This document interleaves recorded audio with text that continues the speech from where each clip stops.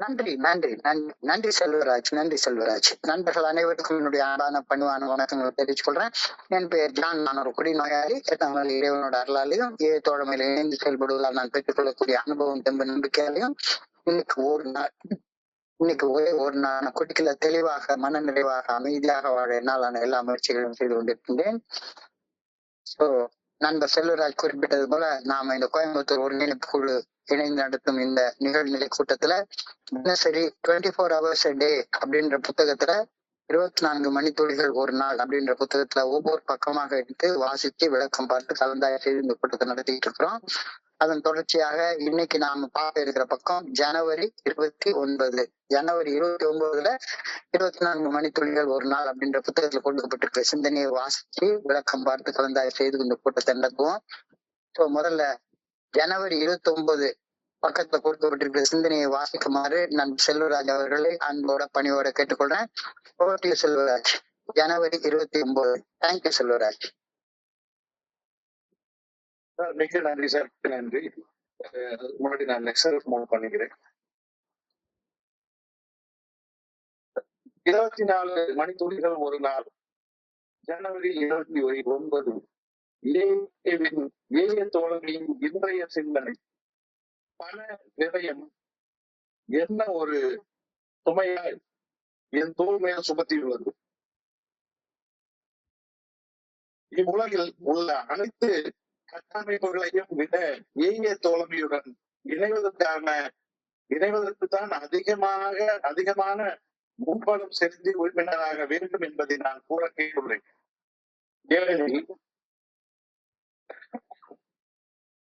ஏனெனில் மதுவுக்கு அவ்வளவு பணம் நாம் நிறைவு செய்துள்ளோம். அது எவ்வளவு பணம் என்று நம்மால் கணக்கிட கூட முடியாது.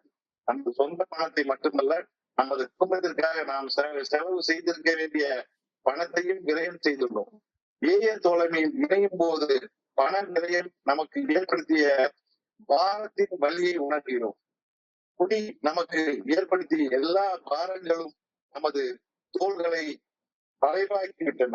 ஆனால் ஏய தோழமையுடன் இணைந்து செயல்படும் போது அற்புதமான உணர்வல்ல ஒரு விடுதலையையும் சுதந்திரத்தையும் அனுபவிக்கின்றோம். என் பாரங்கள் எல்லாம் இறக்கிவிட்டு முழு உலகையும் நேருக்கு நேர் மீண்டும் சந்திக்கின்றேனா? இன்றைய தியானம் என் வருங்கால இறையருள் பேராற்றலின் கையில் உள்ளது. என் வருங்காலம் இறையருள் பேராற்றலின் கையில் உள்ளது என நான் நம்புகின்றேன். என் எதிர்காலம் எனக்கு என்ன வைத்துள்ளது என்பதை என்னை விட இறையருள் பேராற்றல் நன்கு அறியும். வீட்டின் கருணையிலோ வாழ்வின் அடிகள் தரும் வழிகளுடனோ நான் வாழ்ந்திருக்க வேண்டியதில்லை. என் வாழ்வை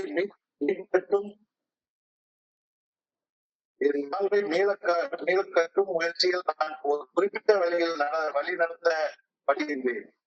நான் தான் கட்டுப்பவன். ஆனால் கட்டிட கலைஞரான இறையருள் பேராற்றல் வழிகாட்டுதலுக்கு ஒரு அருமையான கட்டிடத்தை கட்டி எழுப்புவதற்கு நானே பொறுப்பானி. உண்மையான பிரார்த்தனை, இறைவன் என் வாழ்வில் திட்டமிடுபவர் என்பதால் அவரை சார்ந்து நான் வாழ வேண்டும் என அன்புடன் வேண்டுகிறேன். இறைவன் விரும்பும் வழியில் என் வாழ்வை நான் வாழ வேண்டும் என பணிவுடன் வேண்டுகிறேன். நன்றி நன்றி செல்வராஜ், நன்றி செல்வராஜ். நண்பர்கள் அனைவருக்கும் மீண்டும் ஒரு முறை அன்பான பணிவான வணக்கங்களை தெரிவித்துக் கொள்றேன். என் பேர் தான். நான் ஒரு குடிநோயாளி.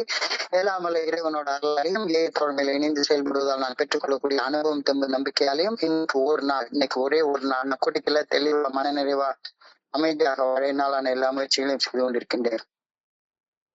நாம இந்த 24 மணித்துளிகள் ஒரு நாள் அப்படின்ற புத்தகத்துல நேற்று முன்தினம் ஜனவரி 27 அன்று பொய் சொல்வது நம்முடைய மனசுல உருவாக்கி இருக்கிற தாங்க முடியாத நிலை சுமைகளை, மனச்சுமைகளை பத்தி சிந்திச்சோம்.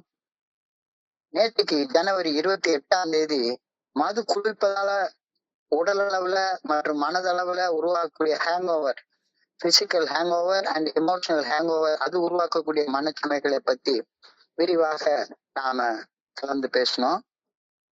இன்னைக்கு பொருளாதார விரயம் பொருளாதார விரயம், வேஸ்டேஜ் ஆஃப் மணி. பொருளாதார விரயம் செய்தது நம் மனசுல தேக்கி வச்சிருக்கக்கூடிய ஒரு மிகப்பெரிய சுமைய, மிகப்பெரிய நிலை சுமைய, டெட் லோட பத்தி இன்னைக்கு சிந்திக்க அழைக்கப்பட்டிருக்கிறோம். நான் குடிச்சிட்டு இருந்த காலகட்டத்தை யாராச்சும் ஒருத்தங்க என்கிட்ட வந்து, ஏன்டா இப்படி கஷ்டப்பட்டு சம்பாதிச்ச பணத்தை குடிச்சு குடிச்சு குடிச்சு குடிச்சு வீணடிக்கிற, விரயம் பண்ற அப்படின்னு யாரு கேட்டாலும் ஸ்டாண்டர்டா ஒரு பதில் சொல்லுவேன். ஸ்டாண்டர்டா ஒரு பதில் சொல்லுவேன். நான் என்ன உன் பணத்திலயா குடிச்சிட்டு இருக்கேன்? உன் பணத்தையா நான் விரயம் பண்றேன்? நான் உழைச்சேன், நான் சம்பாதிச்சேன், அது ஏன் பணம், அதை நான் எப்படி வேணா செலவழிச்சேன், உனக்கு என்ன? அப்படின்ற பதில் தான் என்கிட்ட இருந்து வரும். கேள்வி கேட்டவங்க மூஞ்சில அடிக்கிற மாதிரிதான் பதில் சொல்லி எனக்கு பழக்கம்.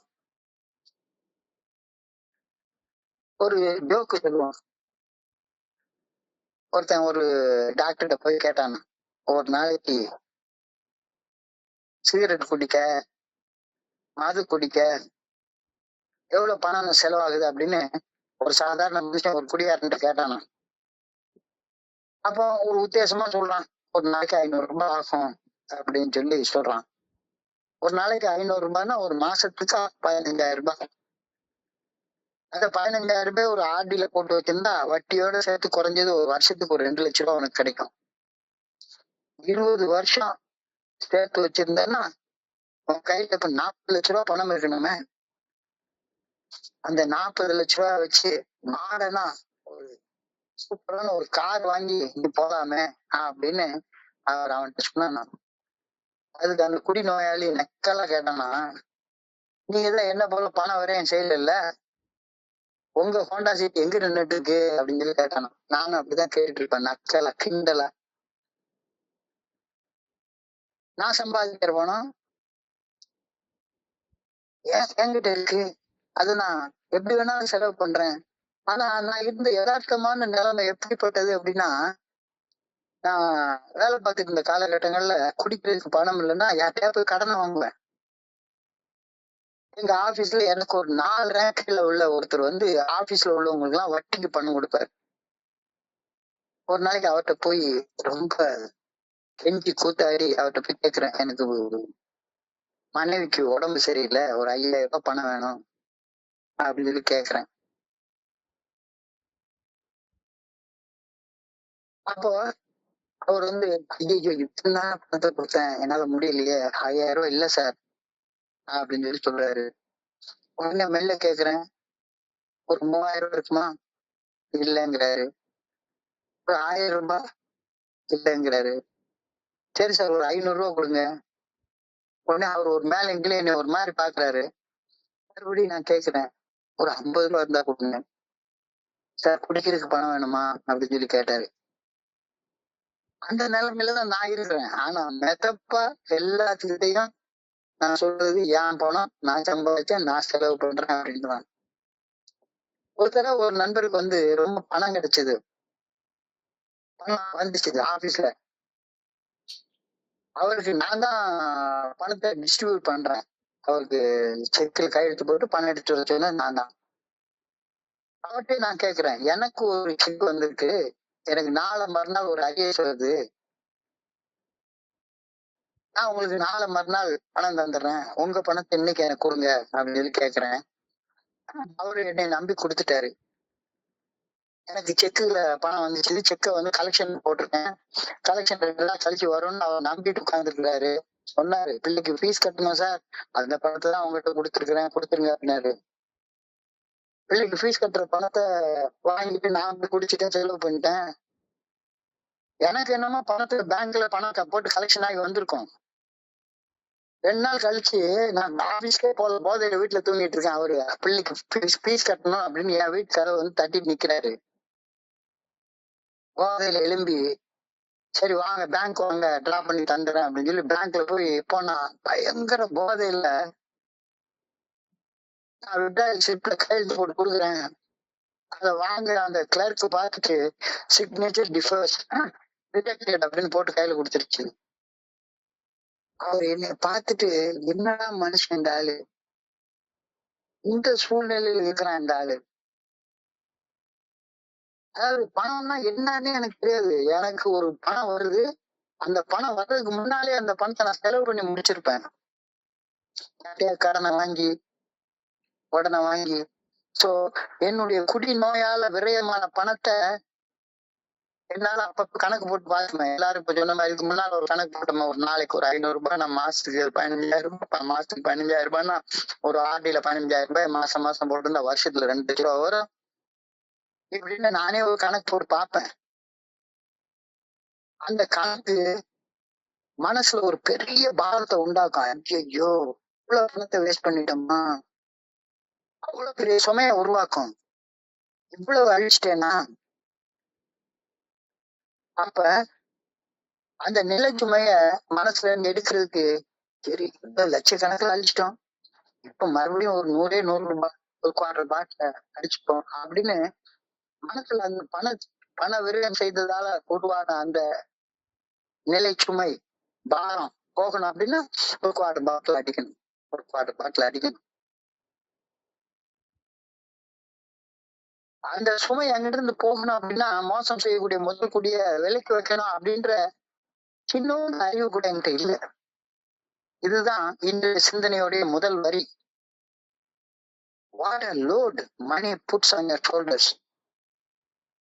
What a load money puts on your shoulders.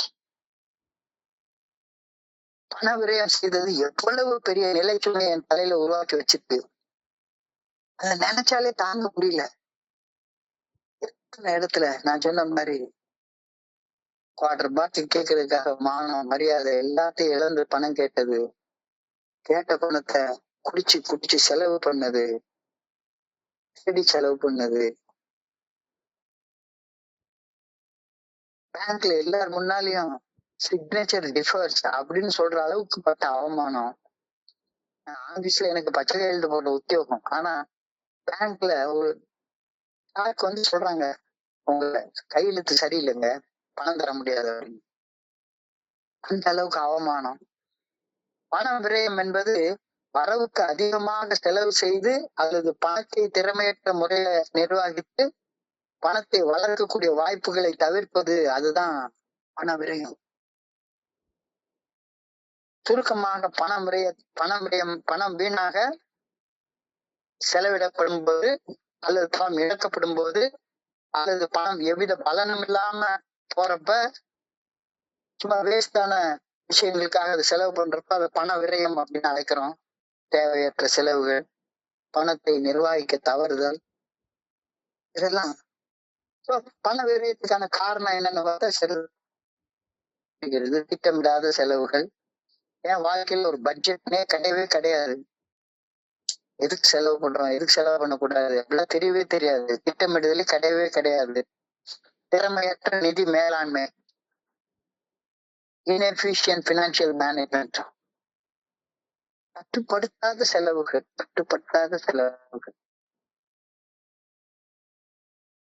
அப்படின்னா செலவு பண்ணிட்டு இருக்குது. இப்ப பண விரயத்தை தடுக்கிறது எப்படி அப்படின்னு கேட்டா என்னுடைய குருஜி வந்து சிம்பிளான ஒரு டெக்னிக் சொல்லுவாரு. சேர்த்த பணத்தை சிக்கனமா செலவு பண்ண பக்குவமா அம்மா கையில கொடுத்து போடு செல்லக்கண்ணு, அவங்க 600 ஆக்குவாக செல்லக்கண்ணு அப்படின்னு ஒரு பாட்டு உண்டு. ரொம்ப சிம்பிள். உன் வேலை சம்பாதிக்கிறது, செலவு பண்றது வீட்டுல உள்ள பினான்ஸ் மினிஸ்டருடைய வேலை, அவங்க கையில கொடுத்துரு. உனக்கு பெட்ரோல் போடணும்னா, உனக்கு டீ குடிக்கணும்னா அவங்க கிட்ட காசு வாங்கிட்டு போ. அவங்க பட்ஜெட்டை போட்டுப்பாங்க, அவங்க செலவு பண்ணிப்பாங்க, நிதி மேலாண்மை அவங்க பண்ணிப்பாங்க. சோ என்னுடைய குருஜி கிட்ட ஒரு நாள் உட்கார்ந்து பேசிட்டு இருக்க நேரத்துல அவர் சின்ன ஐடியா கொடுப்பாரு. அவனுக்கு வாஸ்து தெரியுமா, நீ சிவில் இன்ஜினியர்னு சொல்றல, வாஸ்துன்னா என்னன்னு தெரியுமா அப்படின்னாரு. வாஸ்து சயின்ஸ் ஆஃப் டைரக்ஷன், திசைகளின் விஞ்ஞானம் அப்படின்னு ரொம்ப பெருசா சொல்லுவேன். இது வாயு மூளை, இது அக்னி மூளை, தென் கிழக்கு மூளை வந்து அக்னி வச்சுட்டா ஹீட் உருவாகிற இடம், ஹீட் உருவானபடியே வீடு விட்டு வெளியே போயிடும். தவறான மூலையில வச்சோம்னா வீடு முழுக்க ஹீட்டா தெரியும். சோ அந்தந்த இடத்துல அந்தந்த இதை வைக்கணும்.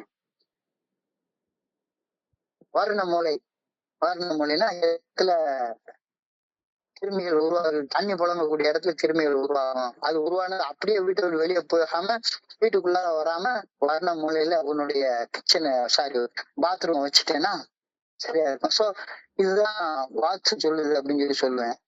சரி அப்படிலாம் சொல்லுது. அப்ப குபேர மூலைன்னு ஒண்ணு சொல்றாங்க. என்னடா மூலை அப்படின்னு சொல்லி கேட்பாரு. குபேர மூலை உன்னுடைய பொருள்கள் பணம் நீ சம்பாதிச்சது எல்லாத்தையும் வீட்டுல ஒரு மூலையில வை, ஒரு இடத்துல வை. சும்மா பிச்சு பிச்சு பிச்சு பிச்சு யாருக்கும் தெரியாம தனிப்பட்ட செலவுகளுக்கு நீ வைக்கிற நேரத்துல அந்த பணம் வளரவே வளராது. ஒரு இடத்துல வச்சுப்பாரு. வீட்டுல உள்ள எல்லா உறுப்பினர்களுக்கும் தெரிகிற அளவுக்கு வச்சுப்பாரு. பணம் தானா வளரும் அப்படிம்பாரு. சோ செத்த பணத்தை நம்ம செலவு பண்ண பக்குவமா குபேர மூலையில போய் வச்சு போடுறா செலுத்தன்னு. குபேர மூலையில வச்சா பணம் தானா வளரும். பணம் தானா வளரும். என்னுடைய பேத்தி வந்து கேட்டா கூட சரிதான். ஒரு ஐஸ்கிரீம் வாங்கணும்னா டப்பால பணம் இருக்குமா எடுத்துட்டு போ அப்படின்னா அந்த பணத்துல அவ அழகா அவளுடைய சின்ன கையை வச்சு பேனா எழுப்பா. ஐஸ்கிரீம் 50 ரூபாய் அப்படின்னு எழுதிட்டு எடுத்துட்டு போயிடுவான். சோ பணம் விரயமாக ஆகாம இருக்கிறதுக்கான வழி இது. அப்ப வழி தெரியுது. இப்ப நாம வழியை பின்பற்றி வாழணும். என்னுடைய குருஜி ஒரு அழகான நகைச்சுவை பாடலை நினைவுபடுத்துவாரு. வரவு 8 அணா, செலவு 10 அணா, அதிக 2 அணா, கடைசியில் துந்தனா துந்தனா துந்தனா, கடைசியில துந்தனா போட்டு நிலைமையிலதான் நிலைமைக்கு மேலே நினைப்பு வந்தால் நிம்மதி இருக்காது. அளவுக்கு மேலே ஆசையும் வந்தால் உள்ளதும் நிலைக்காது. யானையை போல பூனையும் தின்னா ஜீரணமாகாது. யானையை போல பூனையும் தின்னா ஜீரணமாகாது. ஒரு பெரிய பணக்கார ஒருத்தர் செலவு பண்ற மாதிரி நானும் செலவு பண்ணணும்னு நினைச்சேன்னா வேலைக்கு ஆகாது. இப்ப எனக்கு உண்மையிலேயே எவ்வளவு பைத்தியக்காரன் இருந்திருக்கேன்னு பாருங்களேன். அந்த காலத்துல நான் ஃபர்ஸ்ட் நம்ம கிரெடிட் கார்டுன்னு இன்ட்ரோடியூஸ் பண்ண சிட்டி பேங்க் தான் இன்ட்ரோடியூஸ் பண்ணாங்க. City bank credit card introduce பண்ண நேரத்துல எங்களுக்கு கொண்டாந்து ஒரு காரை கொடுத்துட்டாங்க. ஆபீஸ்ல கொண்டாந்து வந்தா ஒரு மார்க்கெட்டிங் எக்ஸிக்யூட்டிவ் எனக்கெல்லாம் ஒரு காரை போட்டு கையில கொடுத்துட்டான். அப்ப இந்த காலத்து மாதிரி பெரிய ஜிபே, கூகுள் பே, போன் பே இதெல்லாம் ஒண்ணும் கிடையாது. அந்த காலத்துல வந்து சிட்டி பேங்க் கிரெடிட் கார்டை யூஸ் பண்ணணும் அப்படின்னா அது பெரிய ஸ்டார் ஹோட்டல்ல மட்டும்தான் யூஸ் பண்ண முடியும். ஸ்டார் ஹோட்டல்ல மட்டும்தான் யூஸ் பண்ண முடியும். அந்த ஸ்டார் ஹோட்டல்ல யூஸ் பண்றது கையில குடிக்கிறதுக்கு 10 பைசா இல்ல. பீடி வாங்குறதுக்கு கையில காசு இல்ல. நான் சைதாப்பேட்டையில இருக்கிறேன். பீடி வாங்குறதுக்கு காசு இல்ல. அப்ப சிட்டி பேங்க் கார்டு யாருமே வாங்க மாட்டாங்க. சைதாப்பேட்டையில இருந்து நான் பொடி நடையா நடந்து அடையார் பார்க் ஹோட்டல் தேவ சிலைக்கு வந்து திரும்பி அடையார் பார்க் ஹோட்டலுக்கு போயிட்டு அவர்கிட்ட போய் சிட்டி பேங்க் கார்டு இருக்கு, இதை நீங்க அக்செப்ட் பண்ணீங்களான்னா தாராளமா அக்செப்ட் பண்ணுவாங்க. சோ அவங்க கிட்ட உள்ள கெஞ்சி கூத்தாடி இது தேய்ச்சி ஒரு 1000 ரூபாய்க்கு முதல்ல பணம் கொடுங்க, நான் செலவு பண்ணிட்டு மிச்சத்தை வச்சுக்கிறேன்னு அவங்ககிட்ட தேய்ச்சி ஒரு 1000 ரூபாய் காசை வாங்கிட்டு அவங்க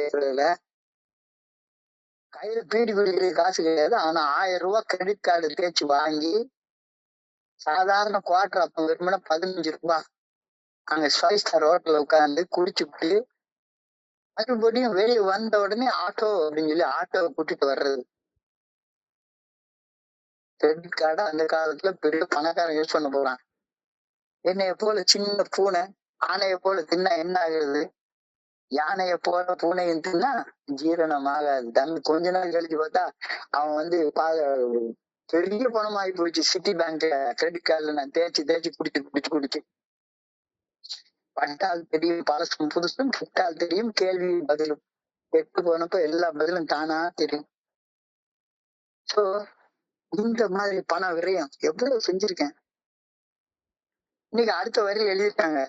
They say that members of Alcoholics Anonymous paid the highest initiation fee of any club member in the world. மிகப்பெரிய உண்மை. ஏஏ தோழமையில இணைவதற்கான வைப்பு தொகை டெபாசிட் மாத சந்தா கொடுக்க தேவையில்ல, எதுவுமே தேவையில்ல அப்படின்னு சொல்லி சொல்றாங்க. எந்த பணமும் கொடுக்க வேண்டாம், டெபாசிட் கிடையாது, ஒண்ணுமே கிடையாது அப்படின்னு சொல்றாங்க. உண்மைதான். ஆனா அசாதாரணமான வகையில பணத்தை குடிக்கவும் கூத்தடிக்கவும் விரயம் செஞ்சிருக்காத ஒரு மனுஷன் ஏஏ தோழமையில வந்து இணையது சாத்தியமே கிடையாது. எல்லாருக்கும் ஏதாவது ஒரு வகையில பண விரயம் செய்யாதவங்க ஏஐ தோழமையில வந்து சிந்திக்கவே முடியாது. அதனால ஏஐ தோழமையில வந்து சேர்றதுக்கு முன்னாலேயே சேர்றதுக்கான அந்த டெபாசிட் இனிஷியேஷன் ஃபீ கொடுத்துட்டு தான் ஏஐ தோழமையில வந்து சேர்றோம். எவ்வளவு இழப்பு, எவ்வளவு விரயம். We will never be able to figure out how much initiation fee we all have paid to be a member of the Fellowship of Alchemists.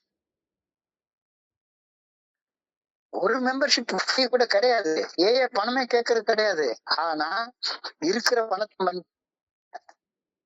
லட்சக்கணக்கில் பணத்தை கடன் வாங்கி எங்கேயோ தொலைச்சிட்டு கொடுத்துட்டு தான் ஏஐ மெம்பர்ல வந்து ஏஐ மெம்பர்ல நம்ம வந்து இணையவே செய்யறோம். கணக்கு போடா முடியுமா? எல்லாருக்கும் ஒரே கணக்கு இருக்குமா? ஒவ்வொருத்தரும் அவங்க திறமைக்கு தக்கவாறு ஏகப்பட்ட பணத்தை தொலைச்சித்தான் இங்க வந்து சேர்றோம். We not only wasted our money, but also we have wasted the money that should have been spent on our families. நம்ம பணத்தை மட்டும் இல்ல, நாம குடும்பத்துக்கு செலவு பண்ணிருக்க வேண்டிய பணத்தை நம்ம சேர்த்து அழிச்சுதான் இங்க வந்து சேர்ந்திருக்கோம். ஜெனரல் ப்ராவிடன்ட் ஃபண்ட், ஜிபிஎஃப்னு ஒரு வார்த்தை சொல்லுவாங்க. General provident fund. கவர்மெண்ட் சர்வெண்ட்ல வேலை பார்க்கறவங்க எல்லாருக்கும் அந்த ஜெனரல் ப்ராவிடன்ட் ஃபண்டை பத்தி தெரியும். பொது வருங்கால வைப்பு நிதி அப்படின்னு சொல்லுவாங்க. நான் என்ன பண்ணுவேன், 6 மாசத்துக்கு ஒரு தடவை ஜிபிஎஃப்ல லோன் போட்டுக்கலாம். 6 மாசம் எவ்வளவு பணம் சேருதோ அந்த பணத்துல 75% நம்ம லோனா வாங்கிக்கலாம்.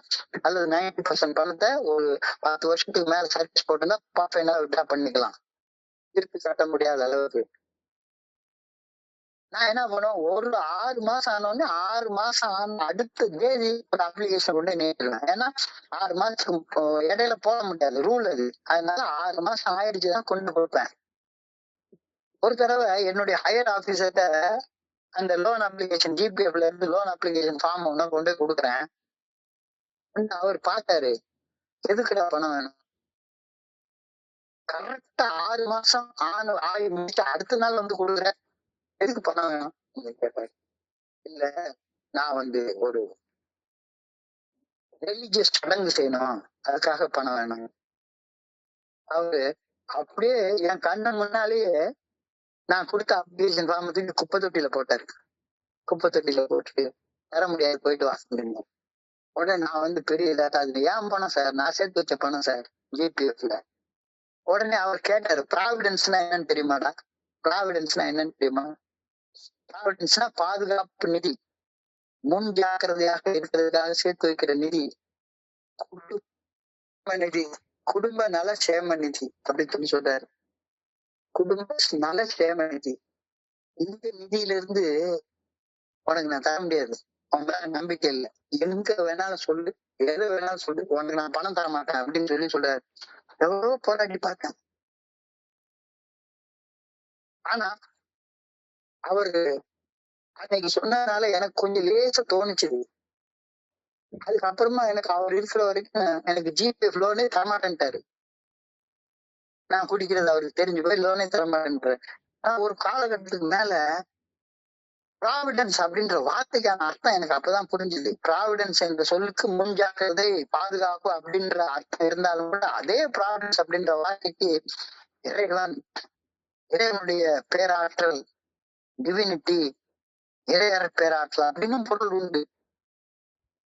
நான் சம்பாதிக்கிற பணம் எனக்கு மட்டும் இல்ல, என்னுடைய குடும்பத்துக்கான பணம்.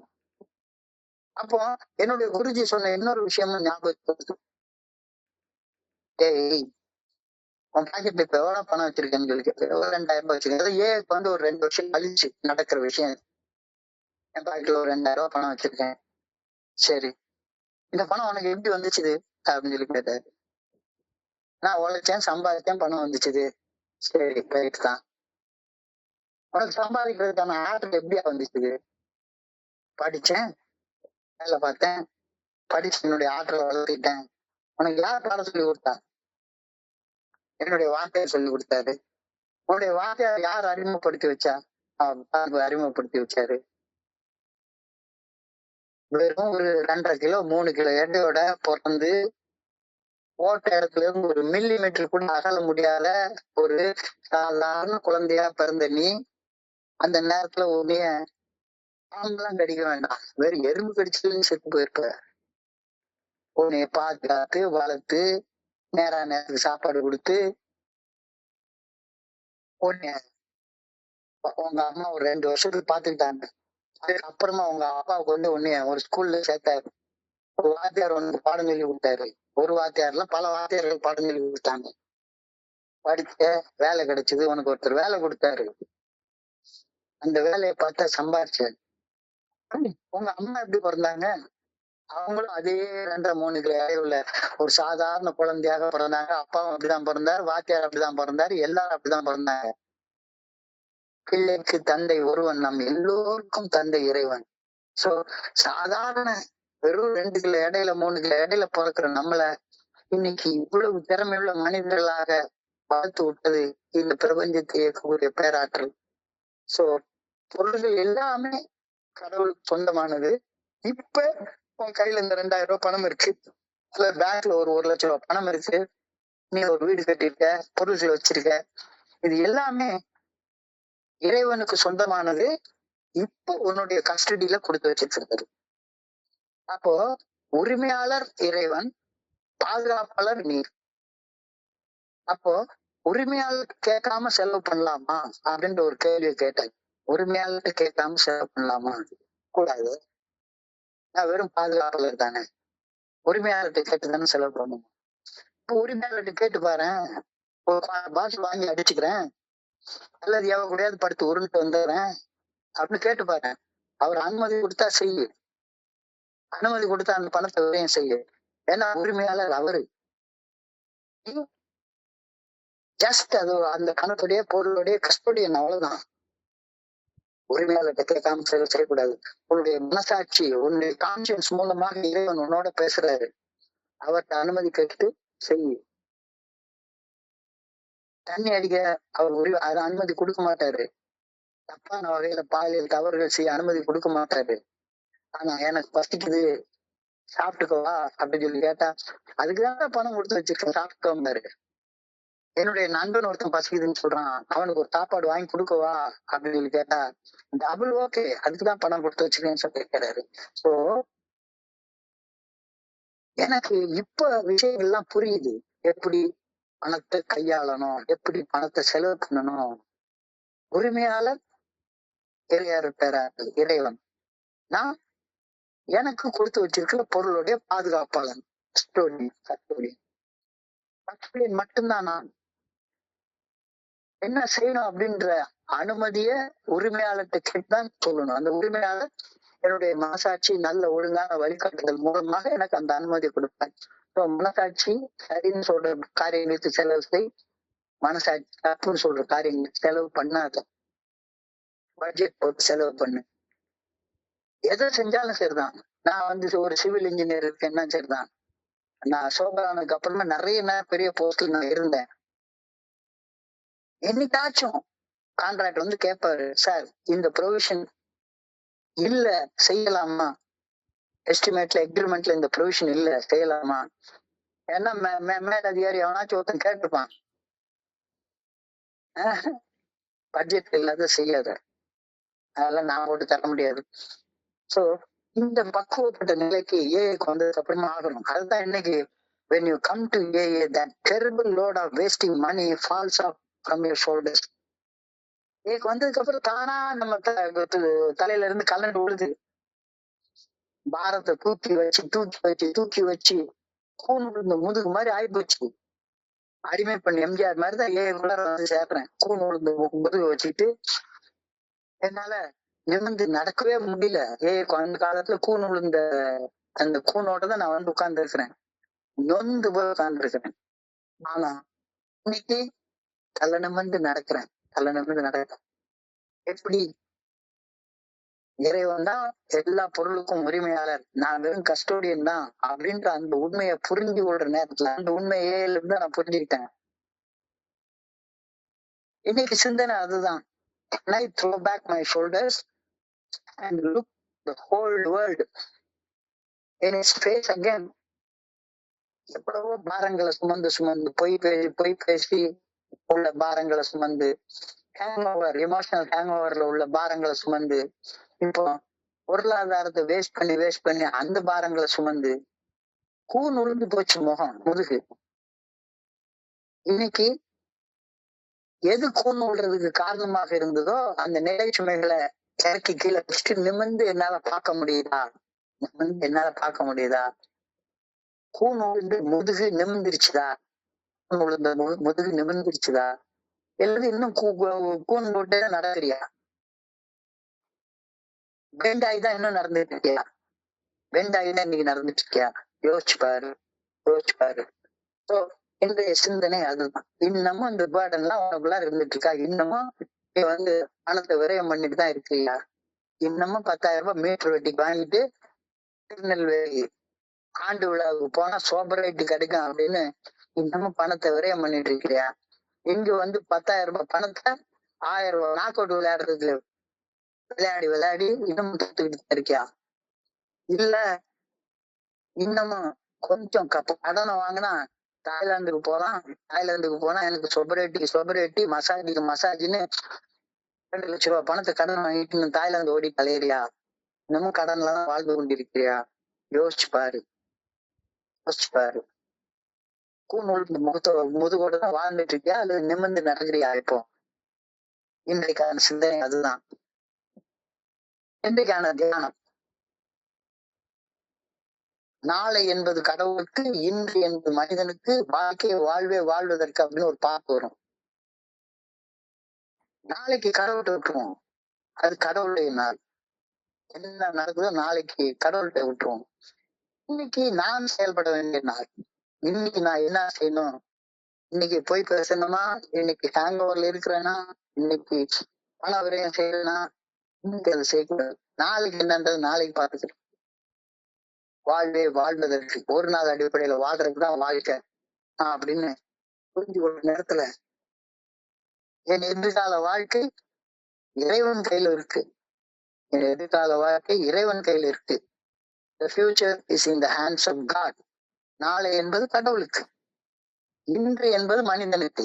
வாழ்வது the future in the hands of God அப்படின்ற வார்த்தையை இன்னைக்கு தியானம் பண்ண சொல்லியிருக்காங்க. சிந்தனை எல்லாத்தையும் குவிச்சு future is in the hands of God அப்படின்னு சொல்ற அந்த வார்த்தைக்கு என்ன அர்த்தம்? உன்னுடைய கவனத்தை அந்த வார்த்தையில குவிச்சு சிந்திச்சு பாரு. கவனம் முழுக்க அந்த ஒரு வார்த்தையில, my future is in the hands of God அப்படின்னு ஒரு வார்த்தை சொல்லியிருக்காங்க. உன்னுடைய என்டையர் கவனத்தை இந்த ஒரு வார்த்தையில குவிச்சு சிந்திச்சு பாரு. நேற்றைக்கு இறையாறு பேராக்களின் நல்ல ஒழுங்கான வழிகாட்டுதலுக்கு முரணாக செயல்பட்டதுதான் இன்னைக்கு நீ கூன் விழுந்த நிலையை கொண்டாந்து விட்டுருக்கு. எத்தனை பர்டன்! நிமிர்ந்து நிக்கவே முடியாத அளவுக்கு கூன் விழ வச்சிருச்ச. ஏன்? நேற்றைக்கு இறையாறு பேராக்களின் நல்ல ஒழுங்கான வழிகாட்டுதலுக்கு முரணாக செயல்பட்டது இன்னைக்கு என்னைய கூன் விழுந்த நிலைக்கு கொண்டு வந்து விட்டுருச்சு. இப்ப இன்னைக்கு இறையாறு பேராக்களின் நல்ல ஒழுங்கான வழிகாட்டுதலுக்கு பணிந்து செயல்பட்டால் நாளைக்கு என்னுடைய கூன் நிமிர்ந்த நிலையில நான் பார்ப்பேன். நிமிர்ந்த நேர்கொண்ட பார்வை எப்ப வரும்? இன்னைக்கு நான் சரியாக வாழ்ந்தால். சோ இன்று என்பது மனிதனுக்கு, நாளை என்பது கடவுளுக்கு. இன்னைக்கு நான் கடவுளுக்கு பணிந்து செயல்பட்டால், இறைவனுடைய நல்ல ஒழுங்கான வழிகாட்டுதலுக்கு பணிந்து செயல்பட்டால், என்னுடைய மனசாட்சியின் மூலமாக வெளிப்படுத்தப்படும் இறைவனது நல்ல ஒழுங்கான வழிகாட்டுதலுக்கு பணிந்து செயல்பட்டால் நாளைக்கு நிமிர்ந்து நடப்பேன். இன்னைக்கு கடவுளுக்கு பணியாம செயல்பட்டா நாளைக்கு இன்னைக்கு விட மோசமான கூன் விழுந்த நிலையில வாழ்ந்து கொண்டிருப்பேன். ஏன்னா கூட கொஞ்சம் வெயிட் ஏறி இருக்கும், கூட கொஞ்சம் கூன் விழுந்துரும். Very simple meditation. இன்னைக்கு ஏன் கூன் விழுந்ததுன்னு கண்டுபிடிச்சு கூன் விழுந்ததுக்கு காரணமான அந்த செயல் செய்வதை தவிர்த்தால் நாளைக்கு நிமிர்ந்து வாழலாம். நிமிர்ந்து நேர்கொண்ட பார்வை எப்ப கிடைக்கும்? இன்னைக்கு சரியா செலவு செஞ்சா. இன்னைக்கு என்கிட்ட இருக்கிற பொருள் எல்லாம் கடவுளுக்கு சொந்தமானது. It is an act of providence. கடவுளுக்கு சொந்தமானது. கடவுள்கிட்ட கேட்டுதான் செலவு பண்ணணும் அப்படின்னு நீ நினைச்சேன்னா கூன் உள்ளது. இல்ல நாளைக்கு இன்னைக்கு விட மோசமான கூனுக்கு நீ போயிருவ. Very very simple thoughts, very very simple meditation. பாரு என்ன செய்யணும்னு பாரு. I am not at the mercy of fate or buffeted about my life. I am being led in a very very definite way. எனக்கு கூன் விழுந்தது என்னுடைய தலைவிதி இல்ல, தலை எழுதின விதி. அதனாலதான் எனக்கு கூன் விழுந்துச்சுது. அதனால விழல. தேவைக்கு அதிகமா லோட என் தலை மேல ஏற்றி வச்சுக்கிட்டதுனாலதானே கூன் விழுந்துச்சு. கூன் விழுந்தது என்னுடைய தலைவிதி கிடையாது. It is not a fate. It is not my fate. I am not at the mercy of my fate. எனக்கு கூன் விழுந்தது என் தலை மேல தேவைக்கு அதிகமாக போய் சொல்லி லோட ஏத்திக்கிட்டது. ஹேங் ஓவர்னால, எமோஷனல் ஹேங் ஓவர்னால லோட ஏத்திக்கிட்டது. பண விரயம் செய்ததுனால லோட ஏத்திக்கிட்டது. இதனால கூன் விழுந்து மனுஷன் ஆயிருக்கிறேன். இன்னைக்கும் பாரத்துக்கு மேல பாரத்தை ஏத்தி வச்சுக்கிட்டே போனா அதுக்கு பேர் தான் பஃபெட்டட். பாரத்துக்கு மேல பாரத்தை திரும்ப திரும்ப ஏத்தி வச்சுக்கிட்டேன்னா அதனாலதானே நான் கூனன் ஆயிட்டேன். அது விதி அல்ல, எனக்கு நானே செஞ்சுக்கிட்டு சதி. அது கண்டிப்பா விதி கிடையாது. இப்ப ரீபில்டிங் ப்ராசஸ். நான் திரும்ப கூன் வந்து நிமிர்ந்து நிக்கணும். ரீபில்டிங் ப்ராசஸ் இருக்கு. இன்னைக்கு ஒரு அழகான வார்த்தை சொல்லியிருக்காரு. I am the builder, God is the architect அப்படின்ற வார்த்தையை சொல்லியிருக்காரு. Every house is built by somebody, but God is the architect of everything. God is the, நான் கட்டுறவன், கட்டட கலைஞர் வந்து அவர் தான். கடவுள் கட்டட கலைஞர். அவர் கட்ட மாட்டாரு.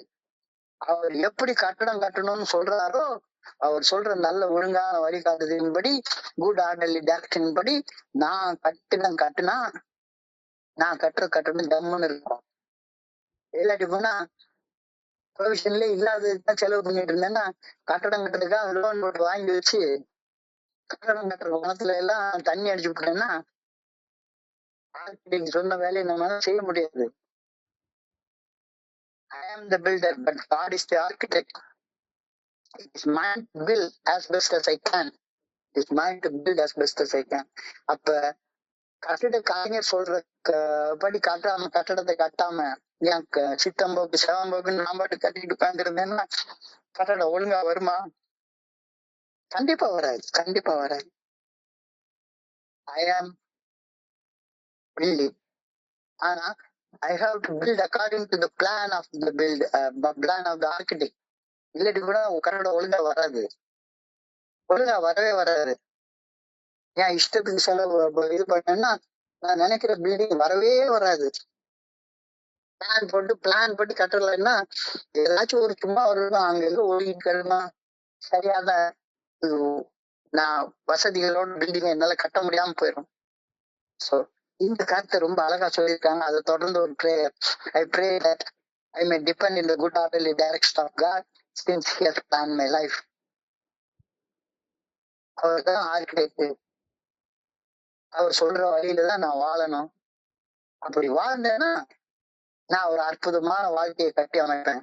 இல்லாட்டி போனா மறுபடியும் உட்காந்து ரோட்ல எங்கேயாச்சும் உட்காந்து பிச்சை எடுத்துட்டு உட்கார்ந்துட்டு இருப்பேன், பணத்தை விரயம் பண்ணிட்டு. I may live my life as I believe the good orderly direction of God. God wants me to live. இறைவன் எந்த திசையில நான் செயல்பட்டு வாழணும்னு நான் நம்புறேனோ அந்த திசையில செயல்பட்டு வாழணும். பேராற்றல் என்னை படைத்து நான் இவ்வாறு வாழ வேண்டும் என திட்டமிட்டு வைத்துள்ளார். அந்த திட்டத்தின்படி என் வாழ்க்கையை நான் கட்டமைக்க வேண்டும் என வேண்டுகின்றேன். சிம்பிளான ஆனா அதே நேரத்தில் எஃபெக்டிவான பிரேயர். சோ மறுபடியும் ஒரு சின்ன சுருக்கமா பார்த்தோம்னா, சுமைகள், டெட் வெயிட், தலைக்கு மேல ஏற்றி வச்சிருக்கிற சுமைகள் போய் சொல்றதுனால வரலாம், ஹேங் ஓவர்னால, எமோஷனல் ஹேங் ஓவர்னால வரலாம். இல்ல இன்னைக்கு சொன்ன மாதிரி இறைவன் எனக்கு கொடுத்திருக்கிற திறமையால நான் சம்பாதிச்ச பணத்தை விரயம் செய்யறதுனாலே வரலாம். என்னுடைய திறமைகளை எல்லாம் விரயம் செய்து எவ்வளவு மோசமாக பண்ணிருக்கிறேன். பண விரயம் செய்து அளவுக்கு அதிகமாக செலவுகள் செய்வது என்னைய ஒரு கிறுக்கனாக்கிறோம். பணத்தை விரயம் செய்யாத. பண விரயம் செய்வதற்கு காரணம் இம்ப்ராப்பர் பிளானிங். வரவு செலவு திட்டம் இல்லாதது, திறமையற்ற நிதி மேலாண்மை, கட்டுப்படுத்த முடியாத செலவுகள். சோ பணத்தை எப்படி, பண விரயத்தை எப்படி தடுக்கிறது? சேர்த்த பணத்தை சிக்கனமா செலவு பண்ண பக்குவமா அம்மா கையில கொடுத்து போடு செலக்கண்ணு. அவங்க 600 ஆக்குவாக செலக்கண்ணு. பணத்தை குபேரன் கொடுத்துரு.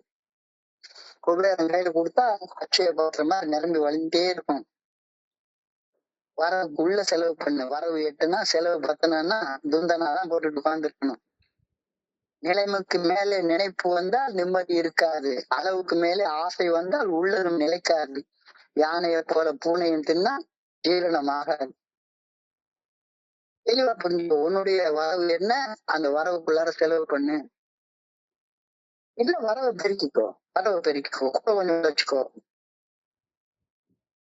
எல்லா இனிஷியேஷன் ஃபீயும் வெளியே கொடுத்துட்டு தான் ஏஎஃப்எல்எஸ் வந்து சேர்ந்துருக்கான். இன்னமும் ஏஎஃப்எல்எஸ் ஏதாச்சும் செய்ய. வெளியே அந்த பணத்தை விரயம் பண்ணாத.